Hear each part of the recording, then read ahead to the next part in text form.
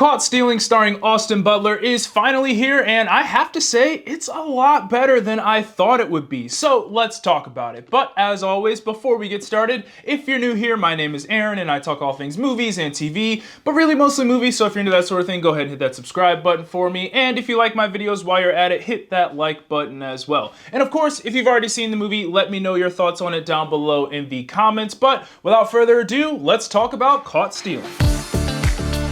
So in Darren Aronofsky's newest film, we follow Austin Butler's character Hank, who works as a bartender, and once he is tasked with watching his neighbor's cat, he finds himself getting wrapped into a bigger host of problems with dangerous people while also trying to deal with his own as well. Jumping right into the good, and the first thing I have here is that it is no question that Austin Butler is the best part of this movie. He is the thing that holds this thing together, and surprisingly enough, this movie actually required him to show quite a bit of range, and as expected, he did a great job at that. He was his usual charismatic, charming self, and he also nailed all of those emotional beats as well, which again, isn't surprising, and I don't think there has been an Austin Butler performance that I haven't liked. In this, he just plays this regular guy who gets caught in the wrong place at the wrong time because of his neighbor, and now he has this whole new set of problems that he really didn't ask for, but has to work his way out of. But a big part of his character is that he is also dealing with this traumatic event that happened in his past, so throughout this movie, we see him constantly dealing with that guilt he feels from that event,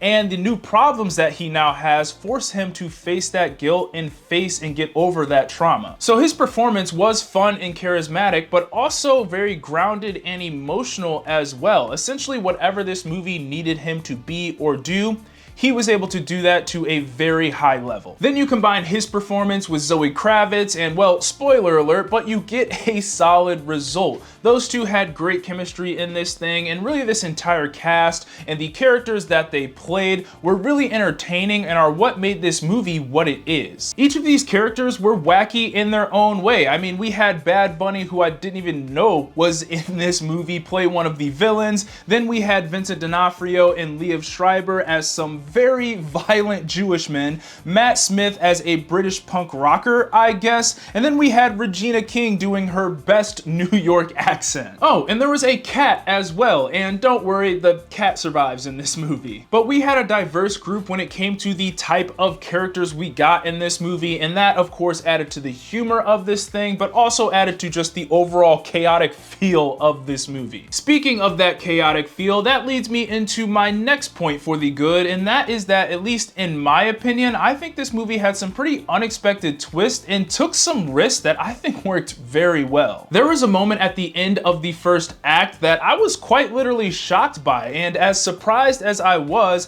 I think I was even more shocked that director Darren Aronofsky had the balls to pull the trigger on that. It was one of those moments where I was sitting in the theater like, they didn't actually just do that, did they? And then I was like, oh no, they're going through with this, they're doing that. And from that moment on, I was like, all right, let's go. I was super excited for what was next, because that moment and just twists and moments like that really keep you on your toes in this movie, and you really truly didn't know what was going to happen next in this story, and that's what made it so entertaining and exciting for me. Those twists and turns not only set the stakes for this thing, but also gave consequences to the actions and decisions of Austin Butler's character, which added a sense of urgency to everything that was going on in this movie. And for me personally, I just think that when movies have real consequences for their characters' actions and decisions, whether they are good consequences or bad consequences, I just think that makes the film more intriguing overall, and I think this movie did a pretty solid job at that. Moving on to the so-so, and the only thing I have here is just the way they handled the backstory and the emotional depth I guess they tried to give Austin Butler's character. For the most part, I think they did fine with handling the emotional depth and the backstory of his character, but on the other hand, I also do think they were a little on the nose with some of the themes that it brought up,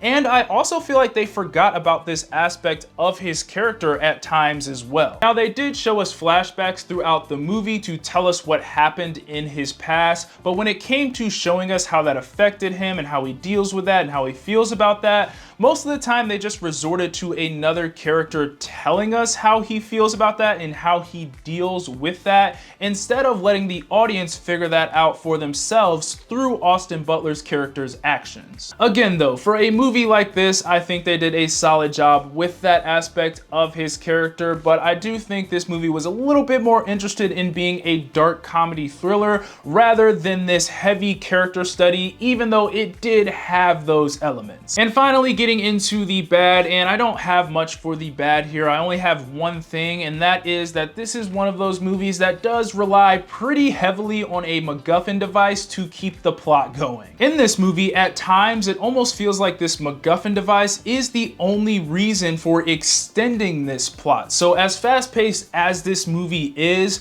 since everything revolves around the location of this one thing, it does feel a little bit longer and more drawn out than it needs to be. It doesn't ruin the movie for me, but it is something to be aware of. So for my final thoughts, I really enjoyed this movie. It's led by a great performance from Austin Butler and has a cast of fun characters that makes things entertaining. It mixes in some nice humor and keeps you guessing with some of the twists and turns, and overall just makes for a very fun watch at the theater. So on my personal tier list, it goes in the good category for me. Those are my thoughts on Caught Stealing. Be sure to let me know what you thought of the movie down in the comments, and as always, be sure to like, subscribe, comment, get your Eazy Apparel at shopeasyapparel.com. God bless, and I'll see you guys later. Peace.